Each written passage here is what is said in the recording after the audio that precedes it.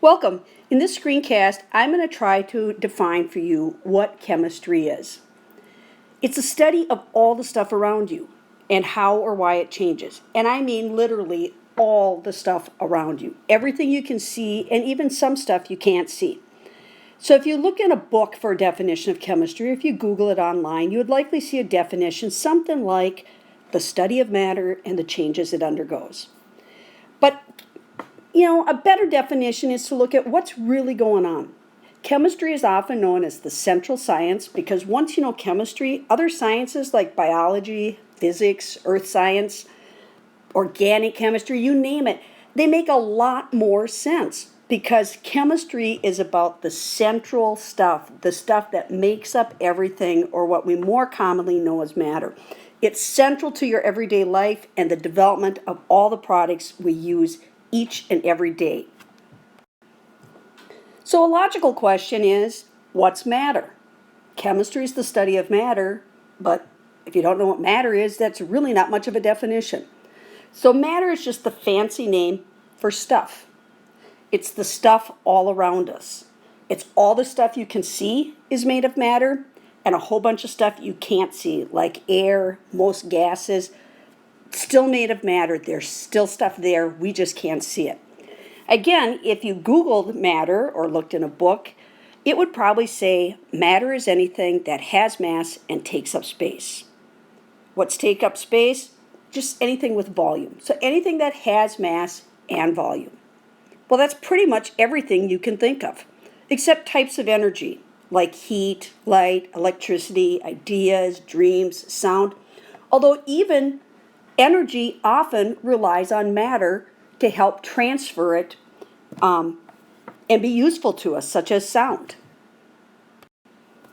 So how are chemistry and matter related? Isn't it just two words for the same thing? Sort of. If you think back to the definition of chemistry when we started, it's the study of matter and its behavior. So chemistry is just another word for saying studying matter. And matter is just a fancy word for saying stuff, all the stuff around us. So chemistry is the study of just about everything, whether it's living or non-living, chemistry is going to be involved. We can see lots of matter around us every single day, and we can often see the changes that occur in it, like water freezing or boiling. As you see plants grow, that's chemistry going on. As you see things decomposing or rusting, that's chemistry. So literally everything around you is constantly undergoing chemical changes, and that's the matter that's undergoing the chemical changes. But to really understand matter, we need to go much smaller than we can see, and even smaller than a microscope can see. And when you get that small, we call it submicroscopic. So how small are we talking here? Really small. The small pieces of matter in anything are called atoms, and we will talk about atoms a lot throughout our study of chemistry. Atoms are the parts of matter that undergo the changes we see. Although atoms aren't the smallest piece of matter we can get, they're the smallest piece of matter that remains whatever the substance is. It's the smallest piece of hydrogen. It's the smallest piece of oxygen. So for the most part, we are going to be talking about changes to atoms or groups of atoms. So how small are these atoms?